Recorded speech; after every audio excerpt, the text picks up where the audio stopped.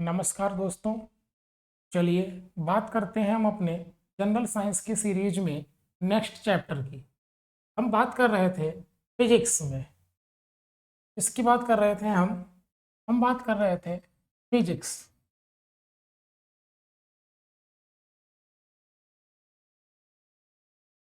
Physics physics में हमने एक चैप्टर मोशन पढ़ा हुआ था। आज हमारे दूसरे चैप्टर की बात है थर्मोडायनेमिक्स। थर्मोडायनामिक्स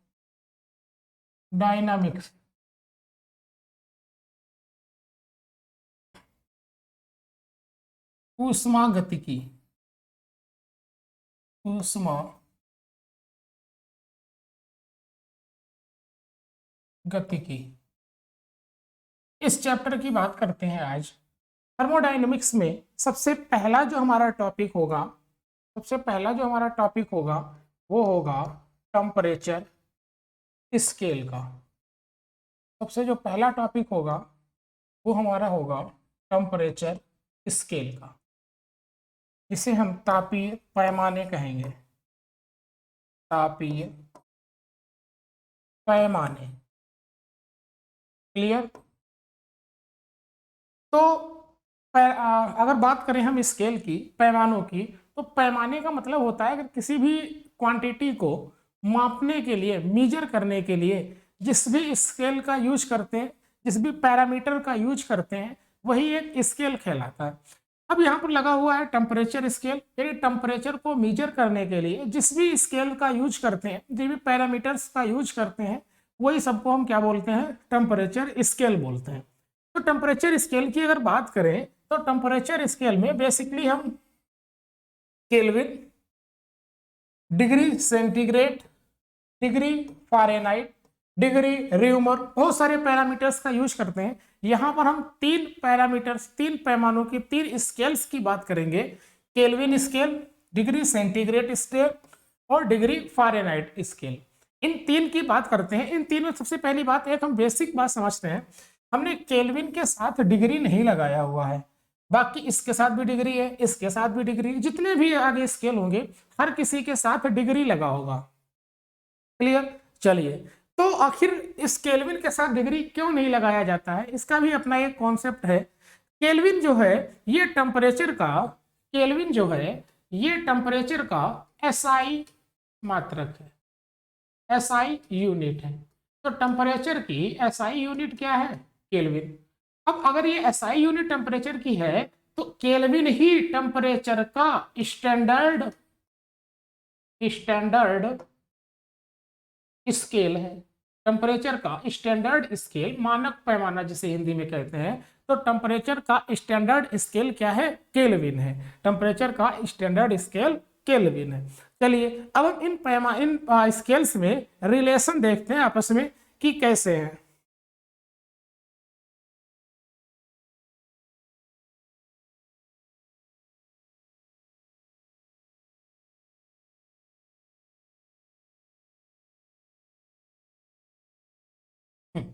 तो हमने बात करी थी temperature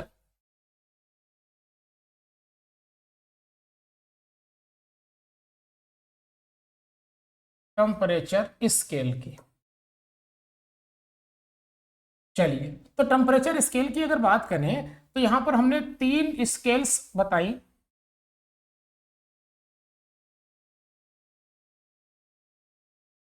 kelvin scale,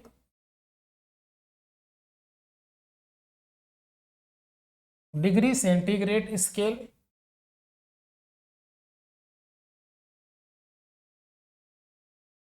degree Fahrenheit scale, degree Fahrenheit scale. इसको हमने माना डिग्री सेंटीग्रेड स्केल और इसको माना हमने केल्विन स्केल। अब इन स्केल्स पर एक बात नोटिस करेंगे हम, नीचे हमने क्रॉस लगाया हुआ है, यानी कुछ भी कर ले इससे वैल्यू नीचे नहीं जाएगी। ऊपर एरो लगाया हुआ है, पर मैक्सिमम कुछ भी वैल्यू हो सकती है, लेकिन यहाँ पर मिनिमम वैल्यू जो यहाँ पर हम लिखेंगे वो मिनिमम वैल्यू होगी। मिनिमम वैल्यू का मीन्स इस यूनिवर्स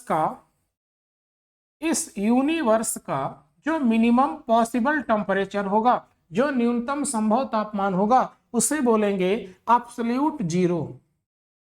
उसे बोलेंगे एब्सोल्यूट जीरो टेम्परेचर, हिंदी में परम शून्य ताप, एब्सोल्यूट जीरो टेम्परेचर, परम शून्य ताप। अच्छा, इसके बाद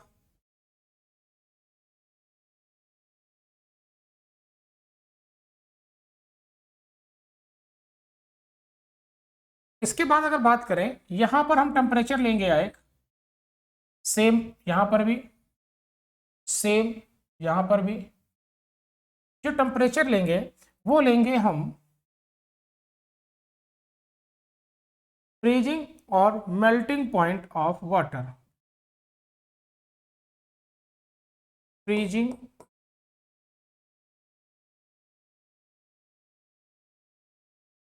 पॉइंट बोल दे वाटर का, फ्रीजिंग पॉइंट ऑफ वाटर या मेल्टिंग पॉइंट ऑफ वाटर बोल दे, फ्रीजिंग पॉइंट ऑफ वाटर या मेल्टिंग पॉइंट ऑफ वाटर। इसके बाद यहां पर जो वैल्यू लेंगे वो वैल्यू होगी maximum density of water, maximum density of water, पानी का अधिकतम घनत्व। और ये वाटर के रिस्पेक्ट में सारी वैल्यू होंगी, ये सारी वैल्यू वाटर के रिस्पेक्ट में होंगी, मैक्सिमम डेंसिटी ऑफ वाटर। इसके बाद यहां पर जो वैल्यू लेंगे वो लेंगे हम average temperature of human body, यहां लिख देते हैं average temperature of human body, तो मनुष्य के शरीर का औसत तापमान। इसके बाद जो वैल्यू यहां पर लेंगे ये होगा boiling point of water, boiling point of water. Clear दिख रहा है? एक बार चेक कर लेते हैं, कोई प्रॉब्लम तो नहीं आ रही समझने में कोई प्रॉब्लम तो नहीं आ रही? Boiling point of water, average temperature of body, maximum density, ठीक है, कोई प्रॉब्लम नहीं है। चलिए, अब अगर इन वैल्यूज की बात करें हम, तो आप जरा समझिए एक बात। सबसे पहले हम सेंटीग्रेड पैमाने की बात करते हैं। तो सेंटीग्रेड पे आपको पता है कि फ्रीजिंग पॉइंट और मेल्टिंग पॉइंट पानी का होता है 0 डिग्री सेंटीग्रेड। इसके बाद मैक्सिमम डेंसिटी ऑफ वाटर होती है 4 डिग्री सेंटीग्रेड पे। Average temperature of human body, मनुष्य के शरीर का औसत तापमान होता है 37 degree centigrade. Boiling point of water होता है 100 डिग्री सेंटीग्रेड। क्लियर? अच्छा, केल्विन की बात करें तो केल्विन में एब्सोल्यूट जीरो टेम्परेचर होता है 0 केल्विन। ये फ्रीजिंग पॉइंट होता है 273.15 kelvin. Maximum density of water होती है 277.15 degree kelvin, kelvin. Average temperature of human body होता है 310.15 केल्विन। बॉइलिंग पॉइंट की बात करें तो 373.15 केल्विन। क्लियर? यहां पे जो वैल्यू आएगी वो आएगी -273.15 डिग्री सेंटीग्रेड। क्लियर? चलिए, डिग्री फ़ारेनहाइट की बात करें तो यहां पर आएगा 32 डिग्री फ़ारेनहाइट, 32 डिग्री फ़ारेनहाइट। यहां पर बात आएगी जिसको हम बोलेंगे 39.2 डिग्री फ़ारेनहाइट। यहां पर जो बात आएगी वो आएगी 98.6 डिग्री फ़ारेनहाइट, 98.6 डिग्री फ़ारेनहाइट। यहां पर जो टेम्परेचर आएगा वो टेम्परेचर आएगा आपका 212 डिग्री फ़ारेनहाइट। यहां पर जो वैल्यू आएगी -460 डिग्री फ़ारेनहाइट। तो क्लियर? सबसे पहली बात तो ये हमें वैल्यू पता होनी चाहिए। केल्विन की बात करें अगर तो केल्विन में एब्सोल्यूट जीरो टेम्परेचर, परम शून्य ताप 0 केल्विन। फ्रीजिंग और melting point of water 273.15 degree kelvin, 15 kelvin maximum density of water 277.15 kelvin.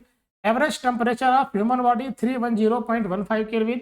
Boiling point of water 373.15 kelvin. यही वैल्यू अगर डिग्री सेंटीग्रेड की बात करें तो डिग्री सेंटीग्रेड में absolute zero temperature -273.15, melting point freezing point की बात करें तो 0 degree centigrade, 4 degree centigrade, 37 degree centigrade, 100 degree centigrade. ये वैल्यूज, सबसे पहली बात तो ये वैल्यूज हमें याद होनी चाहिए क्योंकि पेपर में डायरेक्टली पहले ये वैल्यूज ही पूछी जाती हैं। क्लियर दिख रहा है सबको? नेक्स्ट,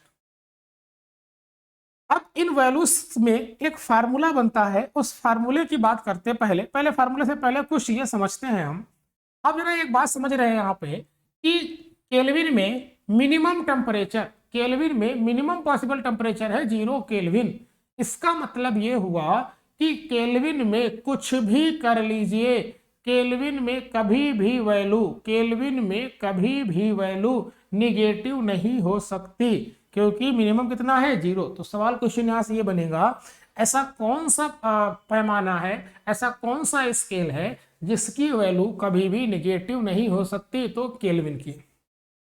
अच्छा, नेक्स्ट, हमें पता है कि अगर किसी भी मेटल को, किसी भी मेटल को या किसी भी कोई भी चीज है, एग्जांपल के लिए ये मार्कर है, इसको अगर हम गर्म करते हैं, इसको हीट देते हैं तो इसके मॉलिक्यूल्स जो होंगे वो कंपन करने लगेंगे, वाइब्रेट करने लगेंगे। जैसे जैसे एनर्जी बढ़ाते जाएंगे वैसे वैसे उनमें वाइब्रेशन बढ़ता जाएगा। ठीक है भाई, जैसे जैसे एनर्जी बढ़ाओगे वैसे वैसे वाइब्रेशन बढ़ेगा। लेकिन अगर इसका उल्टा कहें, जैसे जैसे एनर्जी कम करेंगे वैसे वैसे वाइब्रेशन धीरे होता जाएगा। क्लियर? चलिए, तो जैसे जैसे उससे हम एनर्जी टेम्परेचर कम करेंगे वैसे वैसे उसके वाइब्रेशन धीरे होते जाएंगे। अब जरा एक बात समझना, जब हम मिनिमम टेम्परेचर पहुंच जाएंगे तो वो वाइब्रेशन करना बंद कर देगा। क्या करना बंद कर देगा? वाइब्रेशन करना बंद कर देगा। तो इसके बाद हम ये कह सकते हैं, ध्यान समझिएगा, हम ये बोल सकते हैं कि एब्सोल्यूट जीरो टेम्परेचर वह टेम्परेचर होता है, एब्सोल्यूट जीरो टेम्परेचर वह टेम्परेचर होता है जिस पर कोई मॉलिक्यूल वाइब्रेट करना बंद कर दे, जिस पर कोई मॉलिक्यूल वाइब्रेट करना बंद कर दे। चलिए, तो बात समझ में आ गई।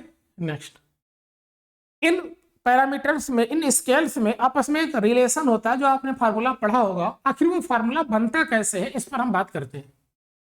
तो क्या करना है हमें?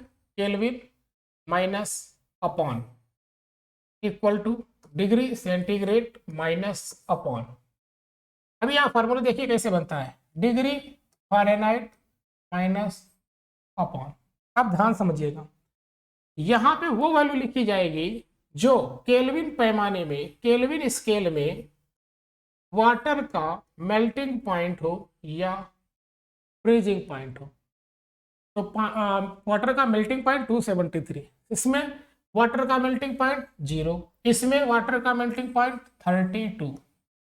क्लियर यहां तक? नेक्स्ट, अपान में वो वैल्यू रखी जाएगी, अपान में वो वैल्यू रखी जाएगी जो फ्रीजिंग पॉइंट और बॉइलिंग पॉइंट का डिफरेंस हो।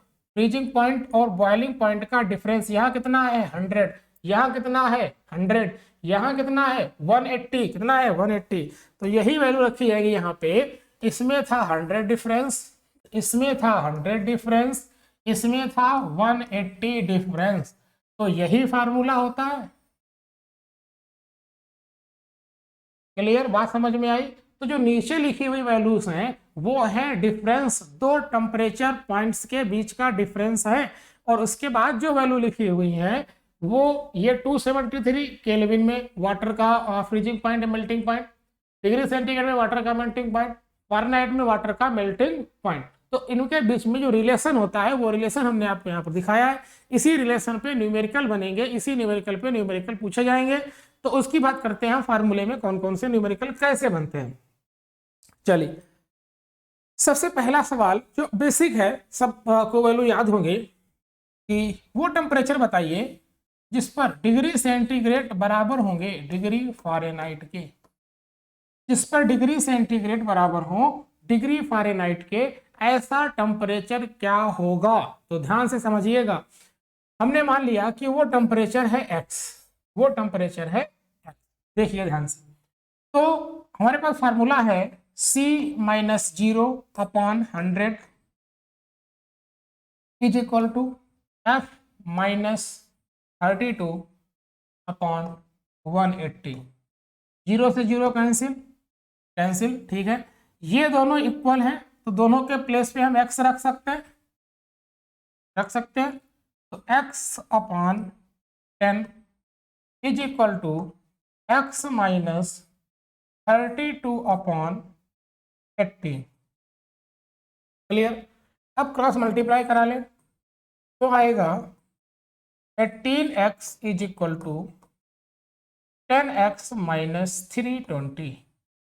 क्लियर यहाँ तक। नेक्स्ट, तो इससे माइनस करेंगे तो ये आ जाएगा 8x is equal to minus का 320। डिवाइड करेंगे तो आ जाएगा माइनस का 40। तो माइनस का 40 वो टेम्परेचर है जिस पर केल्विन और डिग्री सेंटीग्रेड कैसे होंगी, बराबर होंगे। सॉरी, डिग्री सेंटीग्रेड और फ़ारेनहाइट की वैल्यू -40 टेम्परेचर पर इक्वल होंगी। तो -40, चाहे हम -40 डिग्री सेंटीग्रेड बोले, चाहे हम -40 फ़ारेनहाइट बोले, बात एक ही है। क्लियर हो गई। नेक्स्ट,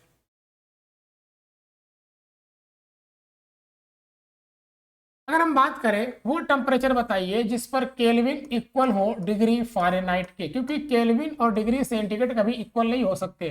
तो केल्विन और डिग्री फ़ारेनहाइट होंगे जिस टेम्परेचर पे, वो वैल्यू चाहिए हमें। तो हमारे पास फार्मूला है के माइनस 273.15 को हम स्किप कर सकते हैं, upon 100 is equal to F minus 32 upon 180। इससे इसको कैंसिल आउट किया तो क्रॉस मल्टीप्लाई कराया। अब इन दोनों की वैल्यू में x पुटअप कर सकते हैं इस दोनों के प्लेस पे। x minus 273 upon 10 is equal to x minus 32 upon 18। Clear.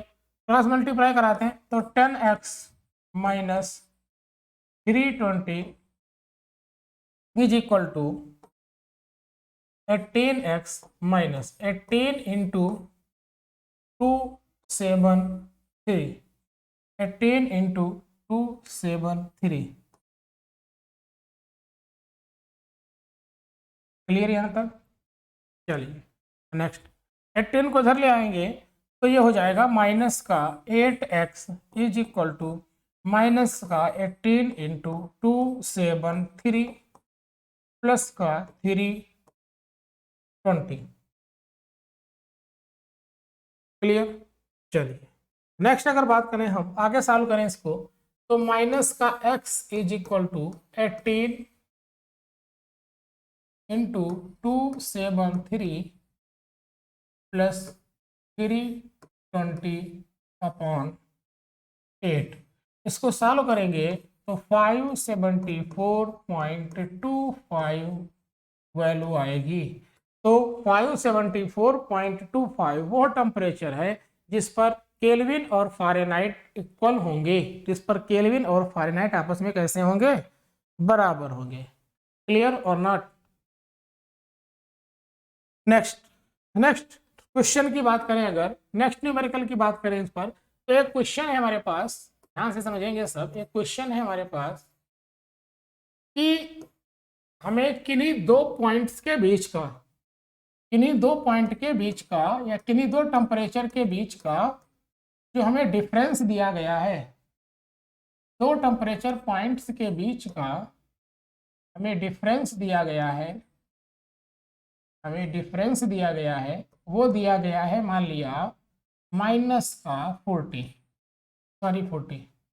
दो टेम्परेचर पॉइंट के बीच का डिफरेंस हमें दिया गया है 40, और ये 40 डिफरेंस है, ये है डिग्री सेंटीग्रेड में।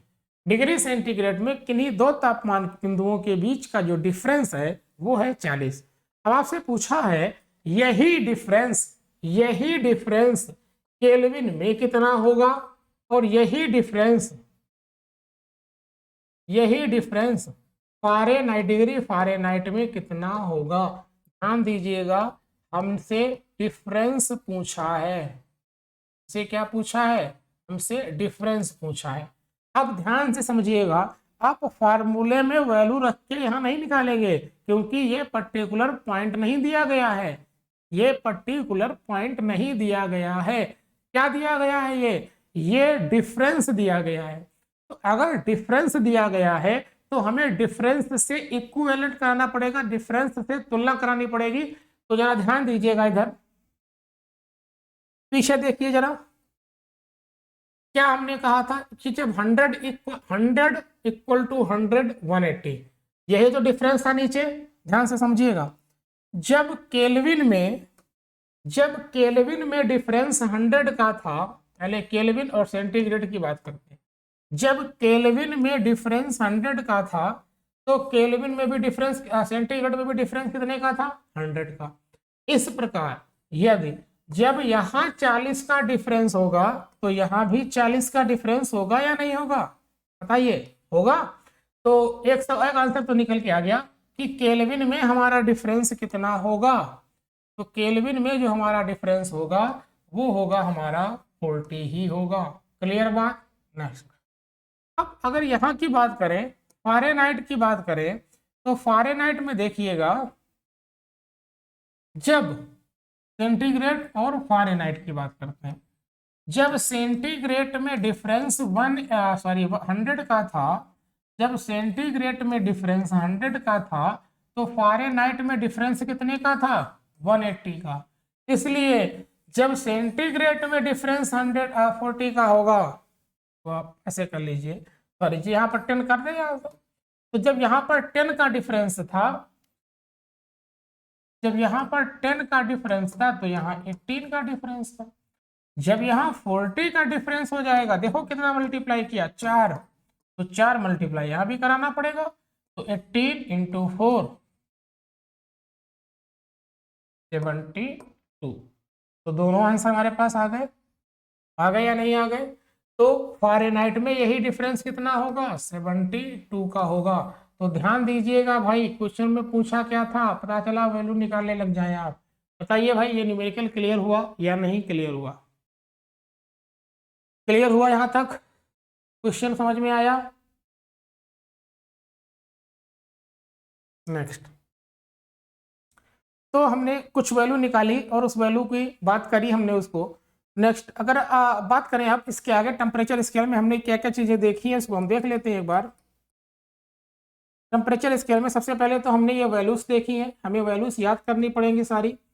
इसके बाद हमने इन वैल्यू के बीच में क्या रिलेशन होता है, जो फार्मूला हमारा बनता है, इस फार्मूले को हमने देखा। इसके बाद कुछ हमने इनको कैसे अप्लाई किया जाए, ये अप्लाई करना सीखा। केल्विन फारेनहाइट के बीच में क्या रिलेशन होता है ये देखा, और केल्विन और सेंटीग्रेड इनके बीच में क्या मतलब कहाँ पर इक्वल होते हैं ये देखा। इसके बाद हमने एक डिफरेंस टाइप का न्यूमेरिकल देखा, जिसमें डिफरेंस दिया था 2 पॉइंट्स का। तो अब हम आगे बढ़ते हैं, यहाँ से टेम्परेचर स्केल के बारे में इतना ही है। अब हम आगे बढ़ते हैं नेक्स्ट टॉपिक की तरफ, हीट।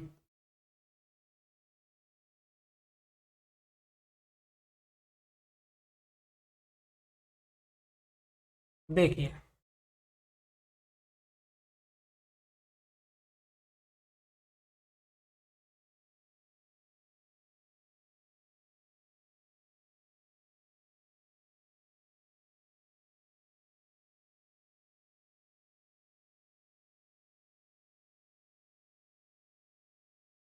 देखिए हीट की अगर बात करें तो एक बार जरा समझिएगा आप, ये हमारे पास कोई मेटल का रॉड है, कंडक्टर है, याद रखिएगा, मेटल का रॉड है।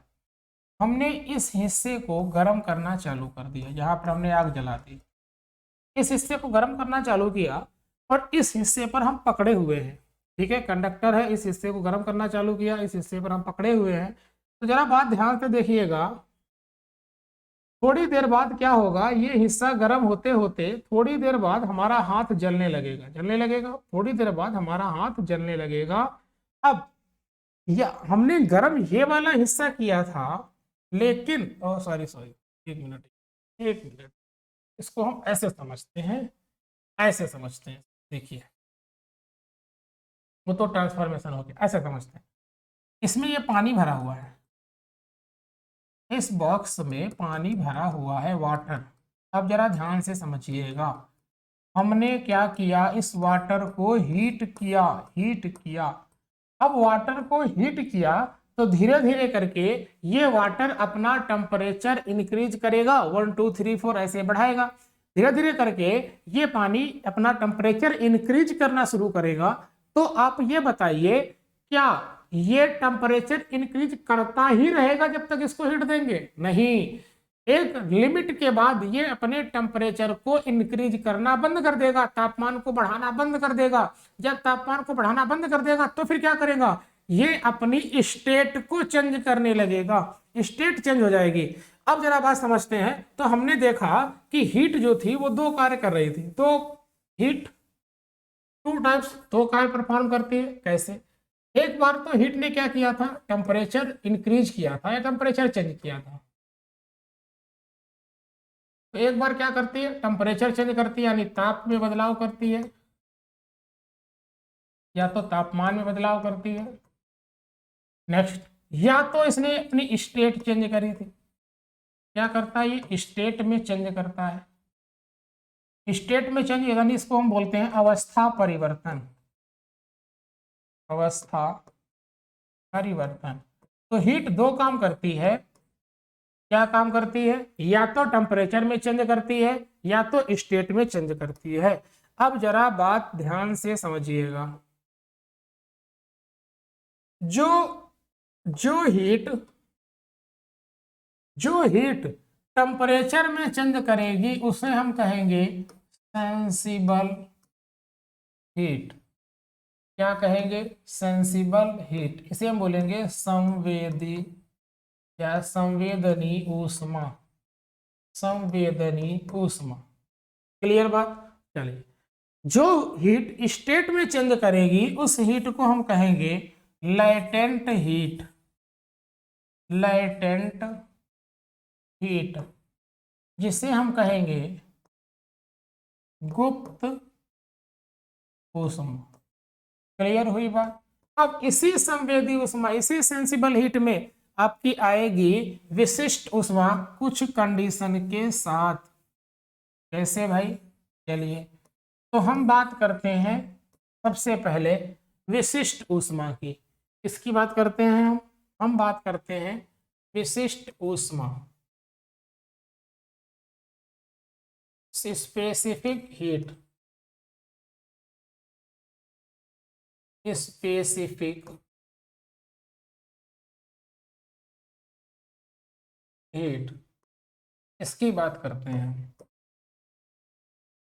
देखिए ध्यान से, तो हमारे पास एक फार्मूला है, Q is equal to M C delta T. ध्यान से समझिएगा, यहां m क्या है, मास,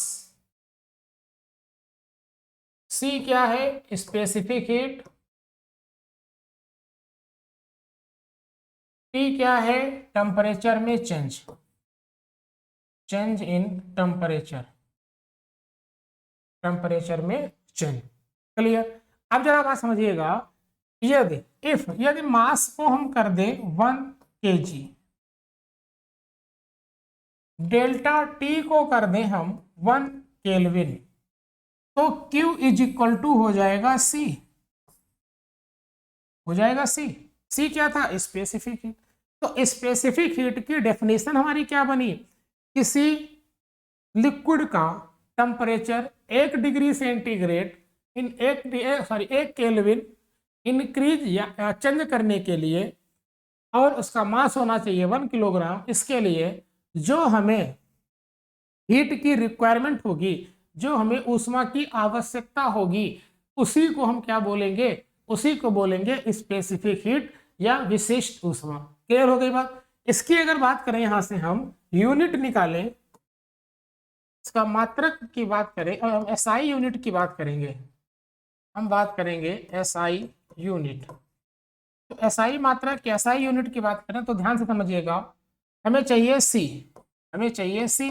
तो सी को वही रखा रहने दीजिए, Q upon M delta T. इधर आइए, Q ऊष्मा का एसआई मात्रक जूल बटे किलोग्राम, केल्विन, जूल प्रति किलोग्राम केल्विन, ये स्पेसिफिक हीट की यूनिट होगी। ध्यान दीजिएगा, जूल प्रति किलोग्राम केल्विन ये है स्पेसिफिक हीट की यूनिट। क्लियर हुई? अब कुछ स्पेसिफिक हीट की वैल्यू हमें याद रखनी पड़ेगी जो कि डायरेक्टली पूछी जा सकती हैं आपसे, या अभी न्यूमेरिकल आएंगे उसमें उन वैल्यूज का यूज होगा। कौन कौन सी वैल्यू, तो ध्यान से समझिएगा। स्पेसिफिक हीट ऑफ आइस, बर्फ की विशिष्ट ऊष्मा, तो स्पेसिफिक हीट ऑफ आइस होगी 0.5 जूल प्रति पर ग्राम डिग्री सेंटीग्रेड, पर ग्राम डिग्री सेंटीग्रेड। नेक्स्ट, अगर हम बात करें specific heat of water, specific heat of water की अगर बात करें तो ये होगी हमारी 1 जूल प्रति पर gram degree centigrade.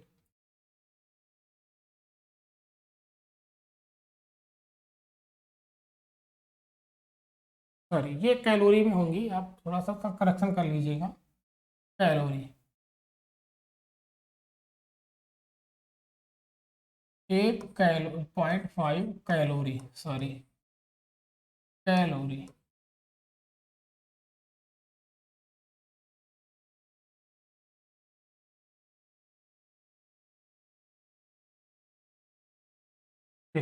Specific heat of vapour, वाष्प की गुप्त ऊष्मा, वेपर, तो वाष्प की गुप्त ऊष्मा होगी 2 कैलोरी प्रति ग्राम डिग्री सेंटीग्रेड। ये वैल्यू हमें याद रखनी पड़ेगी। सबसे पहली बात हमने बात करी कि स्पेसिफिक हीट ऑफ आइस कितनी होती है, ये हमें बात करनी पड़ेगी। स्पेसिफिक हीट ऑफ वाटर ये निकालना पड़ेगा। स्पेसिफिक हीट ऑफ वेपर, तो 0.5, 1 और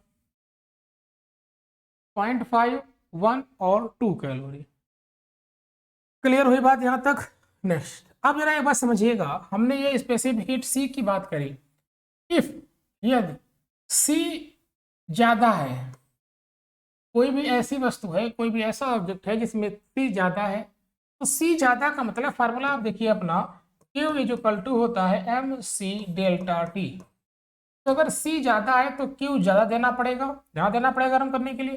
तो सी अगर ज्यादा है तो ऐसी वस्तु देर से गर्म होगी, ऐसी वस्तु देर से गर्म होगी और देर से ही ठंडी होगी। ऐसी वस्तु देर से गर्म होगी और देर से ही ठंडी होगी।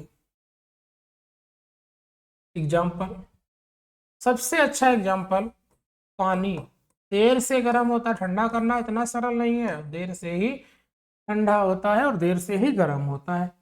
नेक्स्ट, अगर सी कम है तो समझिए, अगर सी कम है तो गर्म करने के लिए कम उष्मा देनी पड़ेगी, तो कम उष्मा देनी पड़ेगी, इसका मतलब जल्दी गर्म होना और जल्दी ही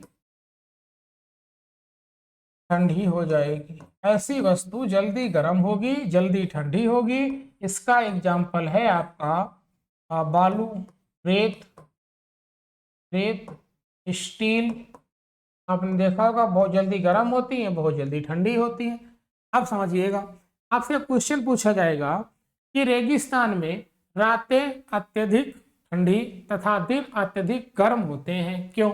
रेत के कारण, क्योंकि रेत की विशिष्ट ऊष्मा कम होती है, रेत जल्दी गर्म हो जाती है और जल्दी ही ठंडी हो जाती है। क्लियर बात? दूसरी बात, आपसे पूछेगा कुछ इक्विपमेंट जैसे ऑटोमोबाइल्स में वाटर का यूज करते हैं, जैसे हॉट बैग, सिकाई वाले थैले, तप थैले, उसमें वाटर का इस्तेमाल करते हैं। क्यों करते हैं इन सब चीज़ों में वाटर का यूज? क्योंकि वाटर की स्पेसिफिक हीट ज़्यादा है, एक बार गर्म कर दो तो लंबे समय तक गर्म बना रहेगा, इसलिए वाटर का इस्तेमाल, इसलिए वाटर का यूज करते हैं। क्लियर बात? तो ऐसा क्वेश्चन आएगा तो कर लेंगे आप। नेक्स्ट, तो हमने स्पेसिफिक हीट के बारे में कुछ बातें करी हैं। अब इस पे न्यूमेरिकल देख लेते हैं, स्पेसिफिक हीट पे किस टाइप के न्यूमेरिकल आपसे बन सकते हैं। तो ध्यान समझिएगा, क्वेश्चन नंबर 1, पहले छोटे न्यूमेरिकल की बात करेंगे, फिर हम इसमें आगे बढ़ेंगे जब हम लेटेंट हीट को भी इसमें ऐड कर देंगे। देखिए, आपसे कहेगा कि आपके पास कोई वाटर है, किसी भी बर्तन में, किसी भी उसमें वाटर भरा हुआ है, जिसका मास आपको दे दिया गया है 10 ग्राम, और आपसे पूछा है कि इसके टेम्परेचर को 10 डिग्री सेंटीग्रेड 10 डिग्री सेंटीग्रेड बढ़ाना है। तो ऐसा करने के लिए कितनी हीट की रिक्वायरमेंट होगी, ऐसा करने के लिए। तो जरा समझिए इसको ध्यान से, बड़ा छोटा सा सरल सा सवाल है। फार्मूले हमारे पास Q is equal to mc delta T. M कितना है 10, वाटर की स्पेसिफिक हीट 1, डेल्टा टी कितना है 10। अब ध्यान से समझिएगा, हमने C की वैल्यू रखी है कैलोरी पर ग्राम डिग्री सेंटीग्रेड में, तो टेम्परेचर भी हमारा डिग्री सेंटीग्रेड में, कोई दिक्कत नहीं है। चलिए, इसकी अगर वैल्यू निकालेंगे तो हमारे पास आ जाएगा 100। अब ध्यान से सुनिएगा, कैलोरी में आंसर आएगा, क्यों? क्योंकि हमने एक वैल्यू रखी है कैलोरी में। तो Q कितनी आ गई 100 कैलोरी। क्लियर? थोड़ा सा क्वेश्चन और देखते हैं, क्वेश्चन नंबर 2। देखिए, एक लिक्विड है, आइस है, मान लिया आइस, मास है इसका 100 ग्राम, और इसमें टेम्परेचर हमें करना है -15 डिग्री सेंटीग्रेड से 0 डिग्री सेंटीग्रेड। टेम्परेचर को -15 डिग्री सेंटीग्रेड से 0 डिग्री सेंटीग्रेड तक करना है। ऐसा करने के लिए इसे कितनी हीट चाहिए होगी? तो बताइए कितनी हीट चाहिए होगी, कैसे लगाएंगे? Q is equal to mc delta T. M कितना है 100, C कितना होता है आइस का 0.5, इंटू डेल्टा टी कितना होना है, ध्यान देखिए 15 से 0 यानी 15। क्लियर? ये हट गया, ये हट गया, ये आ गया आपका 750 कैलोरी। 750 कैलोरी। तो ये दो क्वेश्चन समझ में आ गए, छोटे छोटे क्वेश्चन थे। अब हम बात करते हैं नेक्स्ट, फिर हम लेटेंट हीट की बात कर लेंगे, फिर लेटेंट हीट और स्पेसिफिक हीट के मिक्सअप टाइप के क्वेश्चन हम आगे डिस्कस करेंगे, आगे देखेंगे। चलिए, तो हम बात करते हैं अब लेटेंट हीट की। लेटेंट हीट, जिसे हम कहते हैं गुप्त ऊष्मा। गुप्त ऊष्मा, देखिए भाई, सबसे पहली बार लेटेंट हीट काम क्या करती है? तो लेटेंट हीट स्टेट चेंज करती है, अवस्था परिवर्तित करती है, अवस्था में परिवर्तन करती है लेटेंट हीट। इसको हमने कहा स्टेट चेंज इन स्टेट। अवस्था चेंज बदलती है, स्टेट चेंज करती है। फार्मूला क्या होता है इसका? Q is equal to M into L. L क्या है? Latent heat. M क्या है? मास। ठीक है, Q is equal to M into L. आप जरा समझिए, अगर इसकी SI यूनिट की बात करें, इसकी SI मात्रक की बात करें, तो M का किलोग्राम, इसका सॉरी हमें L की यूनिट चाहिए, L को यही रखा रहने दीजिए, और ये हो जाएगा Q अपॉन M। तो Q का है जूल, इसका है किलोग्राम, तो ये हो जाएगा जूल प्रति किलोग्राम। क्या हो जाएगा? जूल प्रति किलोग्राम। क्लियर हुई बात यहां तक की? जूल प्रति किलोग्राम। ठीक, नेक्स्ट। अब कुछ हम स्टेट चेंज में देख लेते हैं, थोड़ा सा यहां पर बात करते हैं हम स्टेट चेंज।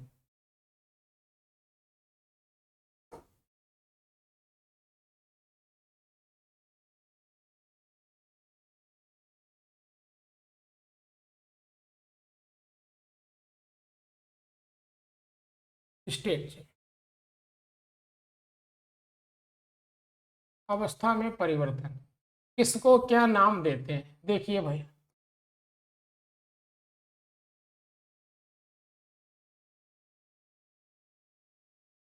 इसको क्या नाम देते हैं? देखिए, अगर हमारे पास लिक्विड है, अगर हमारे पास लिक्विड है यानी तरल है, और इसको बदलना है हमें, द्रव है और हमें द्रव को बदलना है आइस में, इस प्रोसेस को क्या कहेंगे? द्रव को बर्फ में बदलना है, तो इस प्रोसेस को हम क्या बोलेंगे? फ्रीजिंग। फ्रीजिंग यानी हिमांक, क्या बोलेंगे? हिमांक। नेक्स्ट, अगर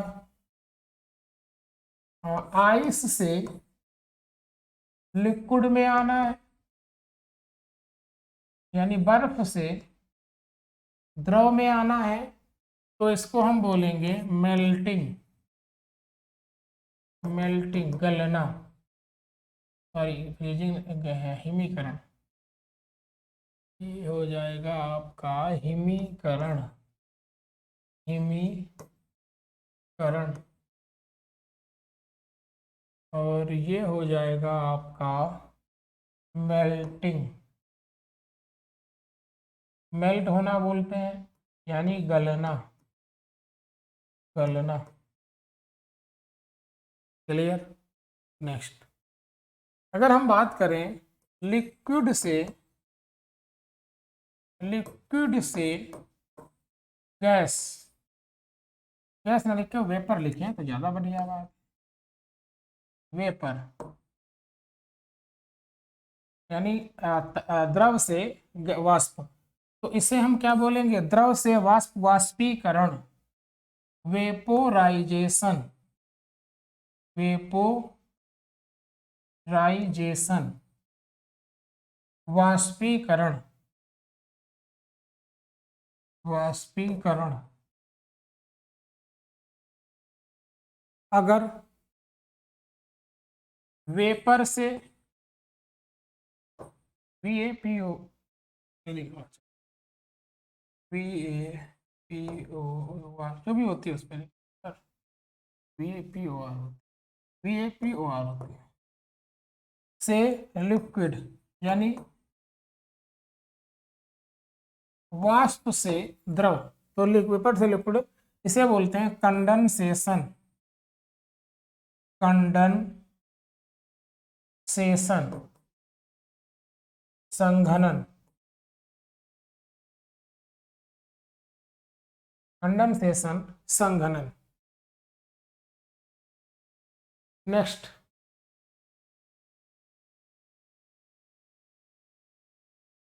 तो लिक्विड से आइस हो गया, आइस से लिक्विड हो गया, लिक्विड से वेपर हो गया, वेपर से हम लिक्विड में आ चुके हैं। नेक्स्ट, अब हम बात करते हैं इसके बाद सीधे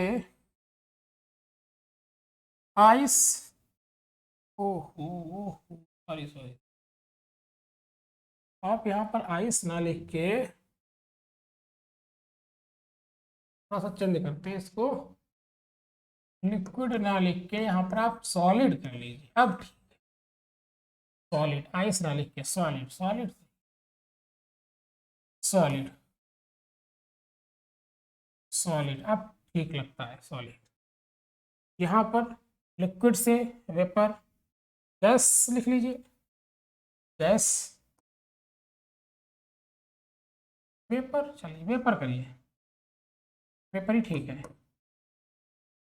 वेपर, वेपर से लिक्विड, ठीक हो गया, वाष्प, कंडेंसेशन, संघनन बोलते हैं, ठीक है। नेक्स्ट, सॉलिड से,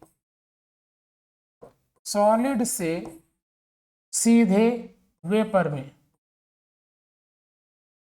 सॉलिड से सीधे वेपर में, ठोस से सीधे वाष्प में बदलना, ठोस से सीधे वाष्प में बदलना, क्या कहते हैं इसको? सबलीमेशन। सबलीमेशन,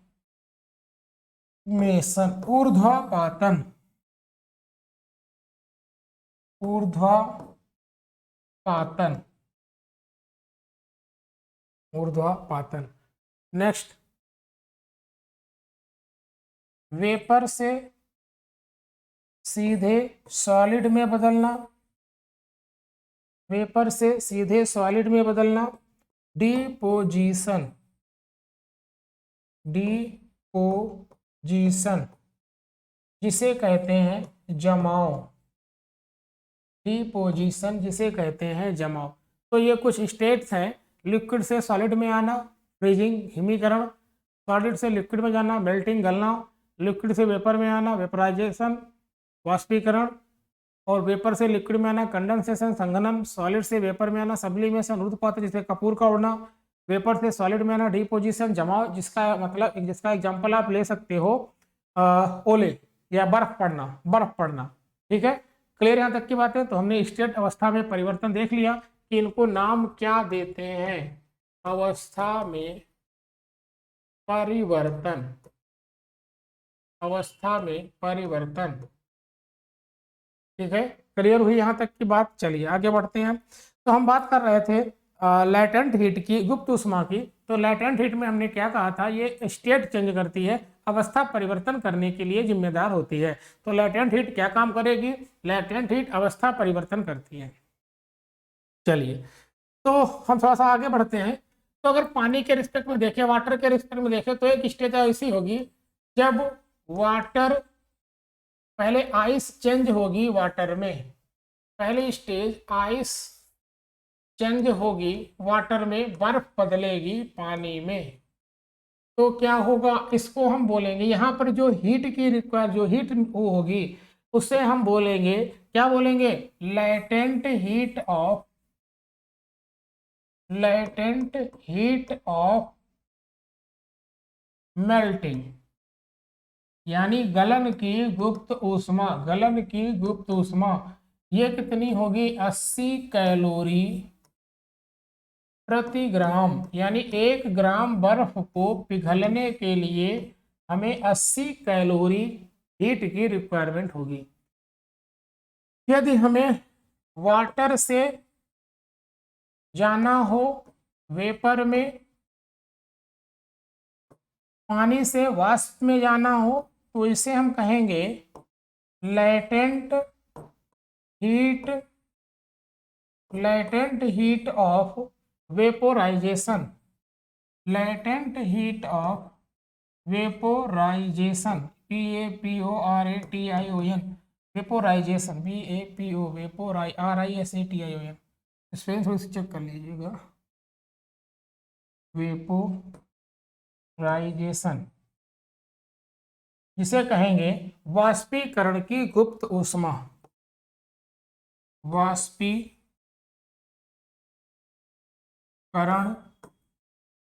की गुप्त ऊष्मा। तो वाष्पीकरण की गुप्त ऊष्मा, इसकी वैल्यू होगी, याद रखनी पड़ेगी आपको, 540 कैलोरी, 540 कैलोरी प्रति ग्राम। तो ये दो वैल्यू आपको याद रखनी पड़ेंगे, गलन की गुप्त ऊष्मा और वाष्पीकरण वेपराइजेशन की लैटेंट हीट गुप्त ऊष्मा। तो एक में वैल्यू है 80, एक में वैल्यू है 540 कैलोरी प्रति ग्राम। तो ये आप नोट कर लीजिए। अब हम बात करेंगे, ये चीजें हमारे पास हो गई इतनी, अब हम एक न्यूमेरिकल की बात करते हैं, क्योंकि इसके न्यूमेरिकल बड़ा इंपॉर्टेंट है। एक न्यूमेरिकल की बात करते हैं, ध्यान से समझिएगा। उसने कहा है कि हमारे पास है आइस, बर्फ, आइस है बर्फ, जिसका मास है 10 ग्राम, 10 ग्राम। इस बर्फ को उसने कहा है मेल्ट करवाना है, इस बर्फ को पिघालना है। क्या करना है? इस बर्फ को, इस बर्फ को पिघालना है, मेल्ट करवाना है। तो इस बर्फ को पिघालने के लिए हमें कितनी हीट की रिक्वायरमेंट होगी, वो बात करनी है। तो इस बर्फ को पिघालने के लिए हमें कितनी हीट की रिक्वायरमेंट होगी, तो देखिए भाई, हमें पता है कि Q इज इक्वल टू होता है M इंटू एल। M कितना है हमारे पास 10 ग्राम, और बर्फ से पानी बदलने के लिए हमें जो L चाहिए वो है 80, 1 ग्राम के लिए परिवहन की गुप्त ऊष्मा 80 होती। तो ये कितना आ गया हमारा 800 कैलोरी, 800 कैलोरी। क्लियर बात यहां तक, 800 कैलोरी। चलिए नेक्स्ट क्वेश्चन और देखते हैं हम, दूसरा थोड़ा सा क्वेश्चन बड़ा करते हैं इसमें हम। नेक्स्ट क्वेश्चन ये है कि हमारे पास बर्फ है, आइस है -10 डिग्री सेंटीग्रेड पे, मास है इसका 20 ग्राम, और 20 ग्राम, और आपसे पूछा है कि इसको पिघलने के लिए कितने टेम्परेचर कितनी हीट की रिक्वायरमेंट होगी, कितनी ऊष्मा की आवश्यकता होगी, ये हमें बात करनी है यहाँ पर। देखिए भाई, कितनी हीट कितनी ऊष्मा की आवश्यकता होगी, इसको कैसे सॉल्व करेंगे। तो इसके पहले एक हम ग्राफ बना के देखते हैं जिससे हमारा क्वेश्चन मिस्टेक नहीं होगी। इससे पहले हम बात करते हैं, हमारे पास टेम्परेचर है -10 डिग्री सेंटीग्रेड। अब आप सोचिए, इसको हीट दोगे तो अपना टेम्परेचर बढ़ाएगा, कहाँ तक टेम्परेचर बढ़ा सकता है, 0 डिग्री सेंटीग्रेड की आइस सबसे पहले बनेगा। -10 डिग्री सेंटीग्रेड की आइस है, सबसे पहले बनेगा 0 डिग्री सेंटीग्रेड की आइस। फिर यहाँ पर आप हीट दोगे तो 0 डिग्री सेंटीग्रेड की आइस पिघलनी शुरू हो जाएगी और बनेगी 0 डिग्री सेंटीग्रेड के वाटर में बदलेगी। तो बस हमें यहीं तक तो लाना है। एक तो हीट हो गई हमारी ये Q1 और एक हो गई ये Q2। तो टोटल जो हमारा Q होगा वो होगा Q1 प्लस Q2। Q1 कितना है, Q1 की अगर बात करें तो जरा समझिएगा, Q1 निकालने के लिए आप क्या करोगे, देखो टेम्परेचर में इंक्रीज हो रहा है, अवस्था नहीं, स्टेट नहीं चेंज हो रही, तो टेम्परेचर में इंक्रीज करती है कौन, स्पेसिफिक हीट। टेम्परेचर में इंक्रीज करती है कौन, स्पेसिफिक हीट। तो Q1 तो लगेगी स्पेसिफिक हीट, MCI बर्फ की, क्योंकि आइस का टेम्परेचर चेंज हो रहा है, प्लस Q2, देखो आइस से वाटर टेम्परेचर चेंज नहीं हो रहा, स्टेट चेंज हो रही, तो स्टेट चेंज होगी तो स्टेट लेटेंट हीट से चेंज होती है, तो यहाँ पर लगेगा M इंटू एल। M दोनों में सेम है, M हमने कॉमन निकाल लिया, ये बची CI delta T plus L। अब L कौन सी, गलन वाली, मेल्ट वाली। चलिए M हमारे पास कितना है 20, सी आइस की कितनी होती है 0.5, टेम्परेचर में कितना बदलाव हो रहा है, चेंजमेंट 10, प्लस लेटेंट हीट कितनी है 80 होती है। क्लियर, इसको सॉल्व कर लीजिए। तो देखिए भाई, ये हमारे पास था 20, इसको बाहर रखा रहने दीजिए, 0.5 मल्टीप्लाई होगा 10 में, तो ये आ जाएगा आपका 5, क्या आ जाएगा ये 5, और प्लस 80, तो ये हो जाएगा आपका 85। अब 85 में 20 का मल्टीप्लाई कराइए 85, तो ये कितना आ जाएगा भाई साहब 17, तो 1700 कैलोरी में आएगा आंसर ये, 1700 कैलोरी, 1700 कैलोरी कितनी हीट की हमें रिक्वायरमेंट होगी। तो कुछ क्वेश्चन समझ में आया थोड़ा सा, देखिए कोई दिक्कत हो तो बताइए आप, फिर हम इसमें और क्वेश्चन करेंगे अभी इस टाइप के, क्योंकि ये बड़ा इंपॉर्टेंट टॉपिक है, इंपॉर्टेंट न्यूमेरिकल है, इसमें क्वेश्चन पूछे जाते हैं आपके सारे एग्जामों में। ठीक है, चलिए तो अभी हम इसमें और क्वेश्चन बड़े करेंगे और लेवल बड़ा करेंगे इसको, तो नेक्स्ट टर्न पे हम देखेंगे नेक्स्ट वीडियो में इसके आगे के क्वेश्चन। ये फर्स्ट टाइप का क्वेश्चन है, अभी इसमें और भी टाइप के क्वेश्चन बनेंगे, उन क्वेश्चन की बात करेंगे और नेक्स्ट चैप्टर को हम आगे कंटिन्यू करके इसको पूरा करेंगे। चलिए, क्लियर हुई बात यहाँ तक की, थैंक यू।